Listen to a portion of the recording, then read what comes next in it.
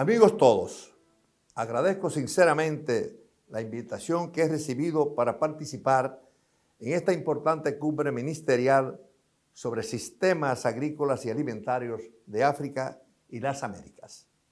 Con mucha complacencia voy a referirme a la necesidad de construir puentes de cooperación que contribuyan a la transformación de sistemas agroalimentarios donde los países de África y América puedan demostrar su capacidad de cooperar en busca y encontrar soluciones satisfactorias a los problemas comunes, en un contexto mundial altamente complejo y, por qué no decirlo, peligroso. Los antecedentes históricos que nos unen comienzan en el siglo XVI, cuando fueron traídos a nuestro continente en contra de su voluntad millones de hombres y mujeres de África, quienes corrieron la misma suerte que una gran parte de los pobladores nativos de nuestra América. Desde entonces ha existido un intercambio en el mundo agrícola entre estos tres continentes. Por ejemplo, desde África nos trajeron el ñame, algunas leguminosas, el coco, la hierba de Guinea y otros. A su vez, desde la española llegaron a África cultivos como la yuca y el tabaco, que desde hace siglos forman parte de la vida cotidiana de ese continente hermano. Asimismo, desde España nos llegó la caña de azúcar, animales vacunos, equinos y caprinos, entre otros, los cuales transformaron el sistema de producción de alimentos de nuestra región. Podríamos decir que ahí comenzó la globalización. Por tanto, debemos felicitar sinceramente a los organismos que han tomado la iniciativa para hacer realidad este encuentro. Estamos hoy reunidos para hablar sobre los desafíos que enfrenta la agropecuaria en un contexto mundial desfavorable, como consecuencia de una crisis sanitaria que aún no está plenamente superada y agravada por las consecuencias del conflicto que ocurre en Europa en estos momentos. Cabría entonces preguntarse, ¿cuáles son los riesgos y las oportunidades de nuestra agropecuaria en ese contexto global? Lo que voy a expresar como respuesta a esas preguntas lo haré a partir de mis vivencias como hombre nacido en las entrañas del campo, como profesional agrícola, como ex ministro de Agricultura y como ex presidente de la República Dominicana y sobre todo como productor agrícola que ama profundamente el mundo rural. Nuestro planeta hoy y nuestros países en particular están compelidos a garantizar la seguridad alimentaria. De no hacerlo, como afirman numerosos organismos internacionales, corremos el riesgo de ser impactados por una hambruna de consecuencias devastadoras. Enfrentar con éxito ese desafío implica, en primer lugar, incrementar tanto la producción en general como la productividad por unidad de superficie y al mismo tiempo asegurar la sostenibilidad del medio ambiente y los recursos naturales. Esta premisa implica que todos los actores del mundo rural deben tener conocimientos y las destrezas necesarias para buscar soluciones eficientes en cada uno de los eslabones de una cadena que empieza desde la siembra y llega hasta el consumidor final. Es decir, para garantizar la eficiencia en cada eslabón de esta cadena, se hace imperativo disponer de recursos humanos calificados. Hay que disponer de recursos humanos calificados. Por esa razón, resulta ineludible la formación de profesionales con el mayor grado de preparación en el dominio de las ciencias vinculadas al sector agropecuario, en la dimensión propiamente tecnológica, en el experticio del comercio, la transformación de alimentos, la comercialización y de manera especial en la comprensión de la dimensión del mundo rural. Esa comprensión y de la dimensión social debe partir de la premisa de que nuestras comunidades agrícolas no solamente son un espacio donde se producen alimentos, sino que son también un lugar donde se construyen identidades y sentido de pertinencia. En ellas se coinciden proyectos de desarrollo personal y comunitario y en busca, como en efecto ocurre en muchos lugares, preservar el medio ambiente y los recursos naturales para garantizar la sostenibilidad. En otra palabra, el mejoramiento de los sistemas agroalimentarios es inseparable del mejoramiento de las condiciones de vida de los pobladores rurales.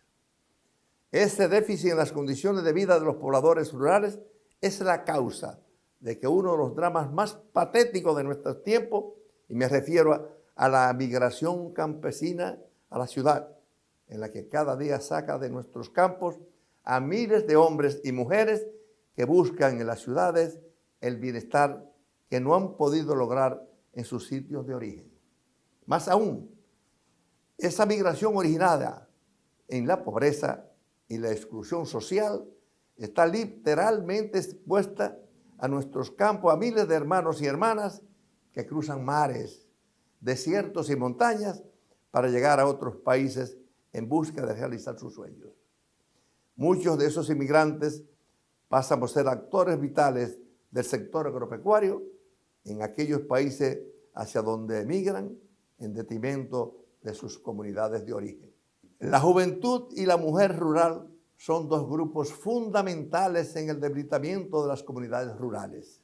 En efecto, la evidencia muestra el poco interés que tiene la mayoría de nuestros jóvenes por la agricultura y el impacto negativo que tiene la migración de la mujer rural en la preservación del tejido social de nuestros campos, especialmente en la familia. Lo que acabo de expresar nos lleva a otro tema fundamental para nuestro diálogo. Me refiero a la generación de empleos de calidad a partir del concepto de crear cadenas de valor desde la agricultura. Un paso fundamental en este trayecto lo constituye la diversificación de la producción versus el monopolio o el monocultivo, privilegiando la producción de rubros de alta demanda, como es el caso de aquellos que se pueden cultivar en un ambiente controlado. Asimismo, podemos agregar valor mediante el tratamiento y empaque de alimentos en el lugar de producción, así como la transformación mediante la agroindustria. Hacer esto, estamos generando empleos y ganancias a nivel local, lo cual contribuye a retener la población en sus comunidades.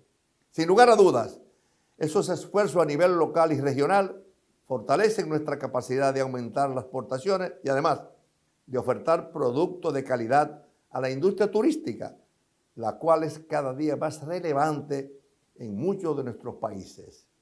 Amigos todos, para convertir esos desafíos en oportunidades resulta necesario dar algunos pasos fundamentales. El primero es articular la realidad de cada país o región con la realidad global. Es decir, por ejemplo, aprovechar los recursos locales de manera que contribuyamos a satisfacer las demandas propias y generar excedentes para que la economía nacional y regional, en la medida que sea posible, a la exportación.